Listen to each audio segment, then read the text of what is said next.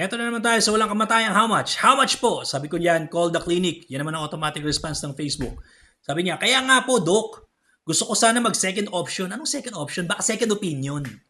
Kita mo, karamihan nagtatanong ng how much mga bobo. I'm just saying, katotohanan lang to. Karamihan nagtatanong ng how much mga kulang sa pag-iisip, kulang sa pinag-aralan, mga bobo, mga inutil. Yan ang katotohanan dyan. Dapat nagtatanong ng how much yan kasi slap soil yan. Chances are, kasi nga walang pinag-aralan yan, malamang slap soil yan. Ito pagsalita, gusto ko lang ng second option. Baka second opinion.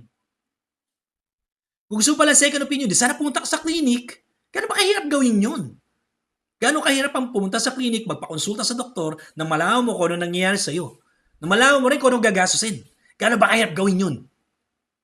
Hindi mo nga gagawin kasi nga slap soil ka mag-isip, kahit may pera ka na, slap soil ka pa rin mag-isip. Ghetto ka pa rin, squatter ka pa rin mag-isip. Kahit may pera ka na, kahit may trabaho ka na, may kinikita ka na, slap soil squatter ka pa rin mag-isip. Yun ang katotohanan. Kaya ako bisito-bisito ako sa mga how much question na to eh. Hindi mo, wala naman akong binibenta dito eh. Tapos yung ibang mag-state pa ng case nila, na inanarrate nila yung case nila. Pas ako sa kwentuhan, wala akong pakialam sa kwento ng buhay ninyo. I don't give a fuck about the story of your life. Wala akong paki. Kung talaga interesado ka at legit kang pasyente, sisipot ka sa clinic. Hindi kayo puro tanong online. Pas ako sa kwentuhan.